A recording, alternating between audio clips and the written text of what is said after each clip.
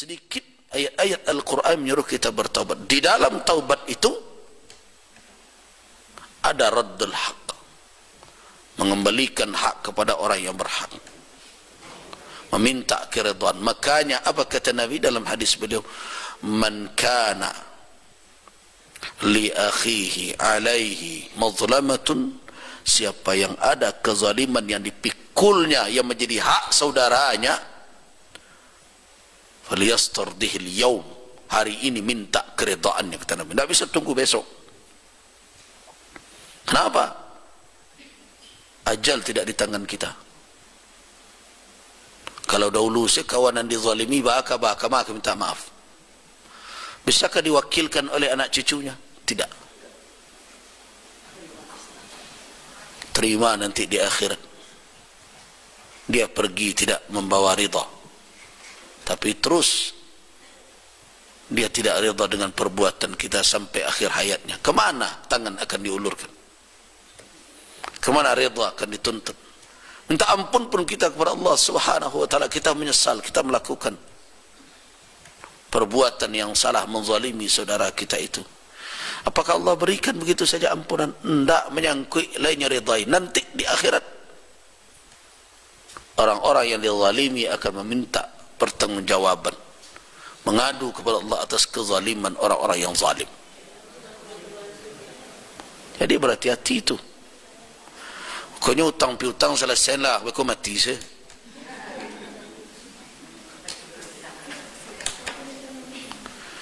Kalau hutang benda, ya syukur bisa diselesaikan oleh ahli waris.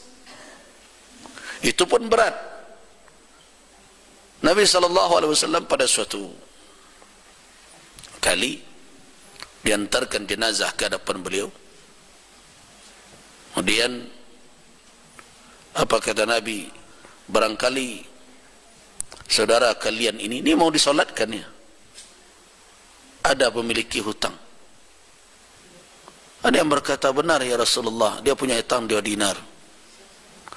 Kata Nabi, langsung Nabi berpaling dari jenazah itu dan mengatakan, sallu ala sahibikum, salatkanlah sahabat kalian, kawan kalian. Tidak mau Nabi menyolatkan. Tapi kemudian berdiri Abu Qatadah. Abu Qatadah, dinaran alayya ya Rasulullah, 2 dinar itu saya yang nanggung. Baru Nabi menyolatkan jenazah itu. Besok ketemu Abu Qatadah.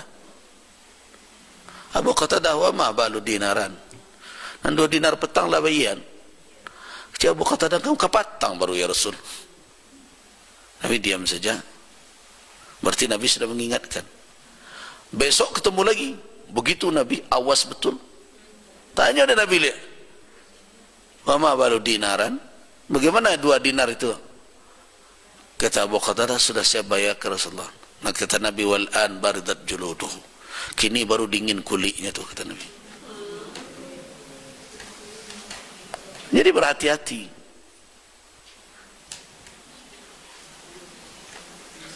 Jadi ahli waris bekolah mempecahkan narato utang orang yang meninggal kamian.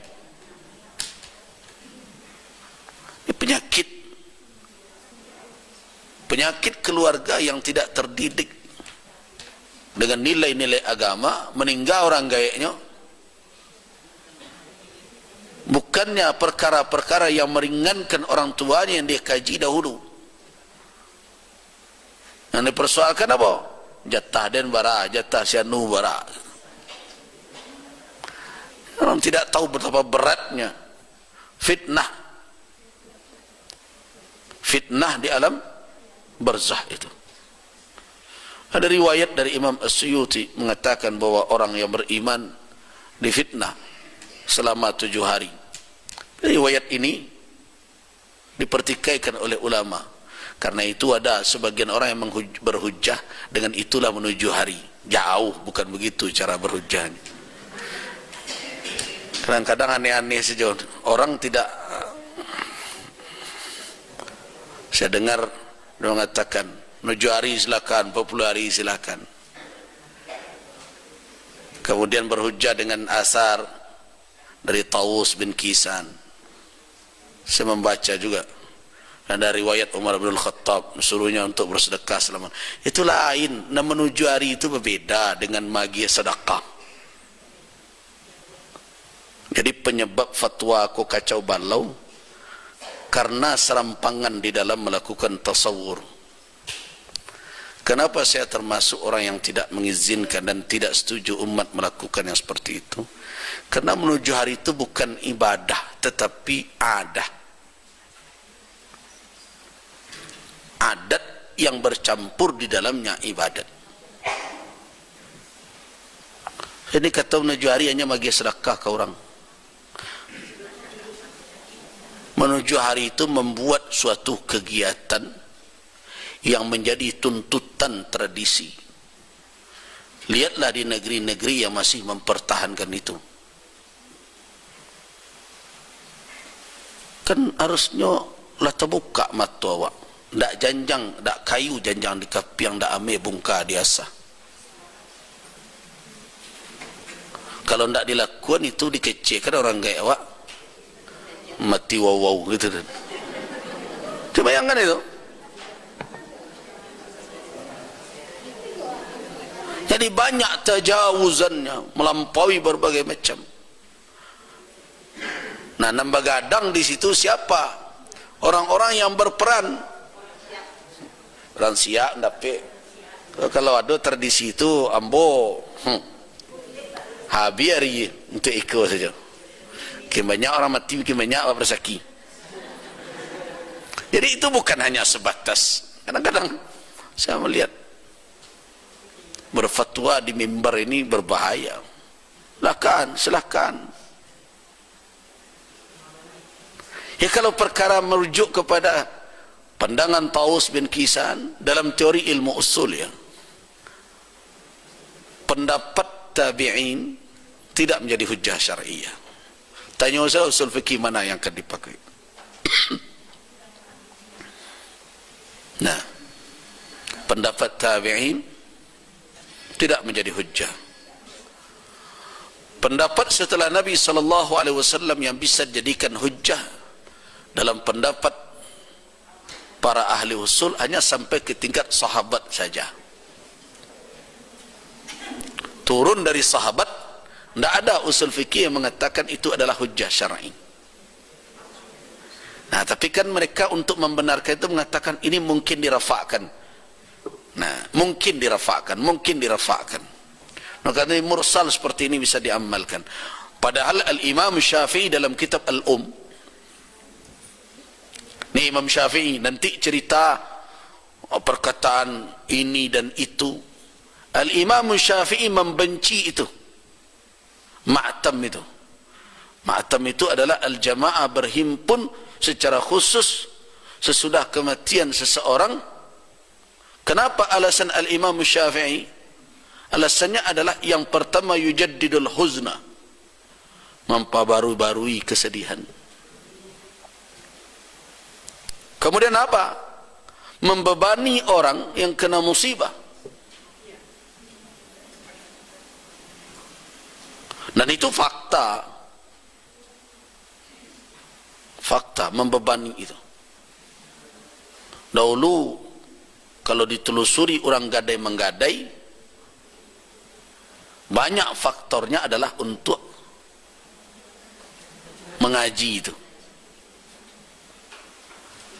Nah, padahal meninggalkan ahli waris dalam keadaan cukup kaya lebih baik, seperti yang dikatakan oleh Nabi kepada Sa'ad, antadhara warasataka aghniya khairun, engkau tinggalkan ahli waris engkau dalam keadaan kaya, dalam keadaan cukup, khairun lebih baik, min antadharahum dibandingkan engkau tinggalkan mereka alatan dalam keadaan sengsara, yatakaffafunan nas, nanti mereka menadahkan tangan kepada orang.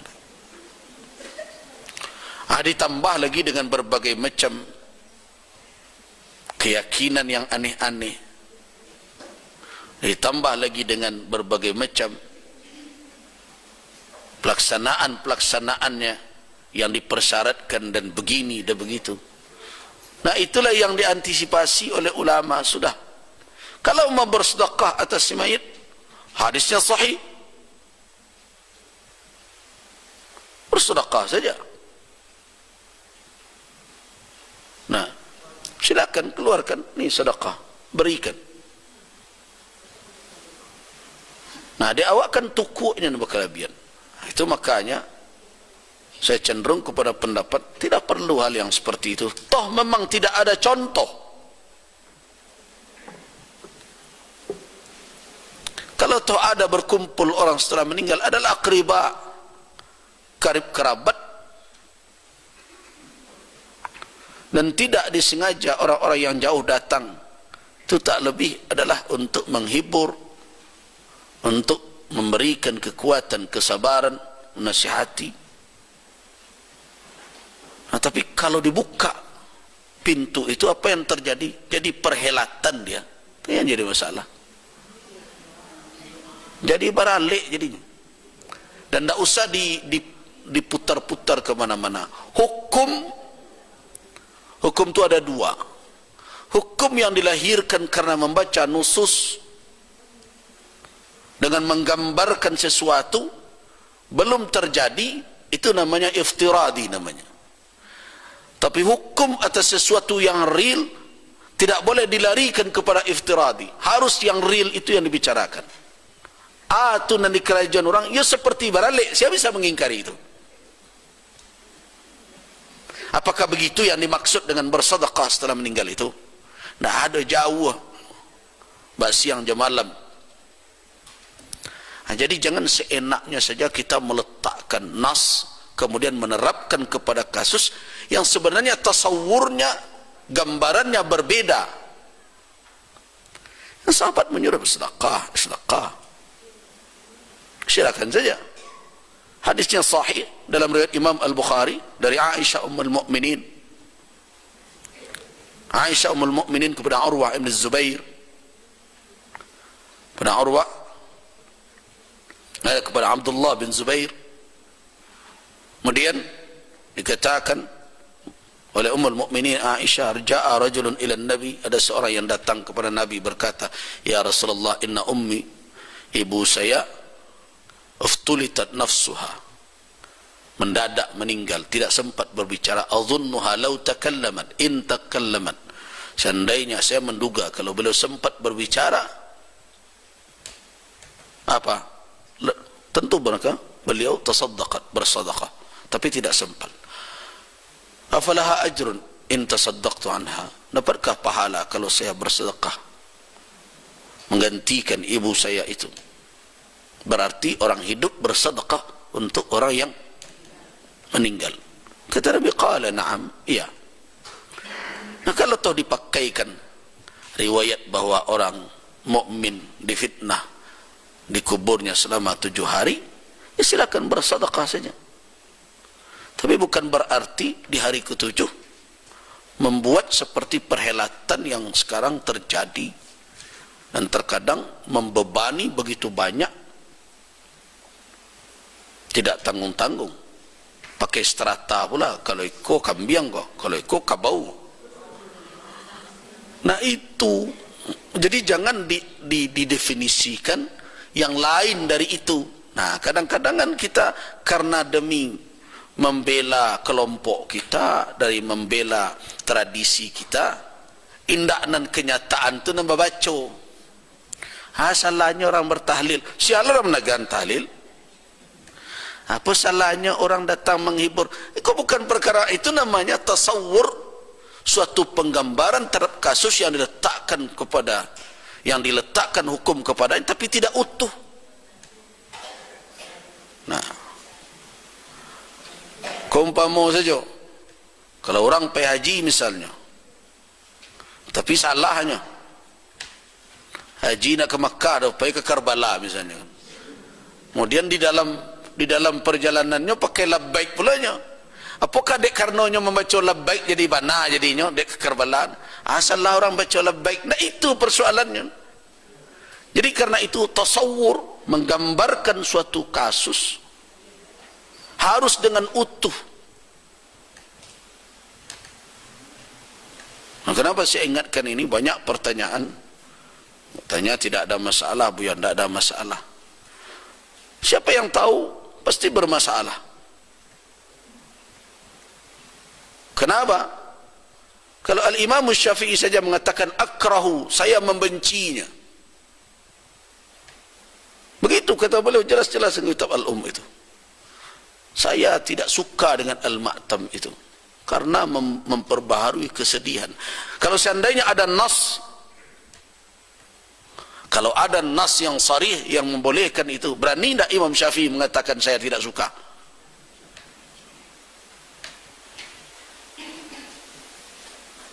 Tidak akan seorang Imam Syafi'i berani membenci sesuatu yang mansus, yang ada nasnya.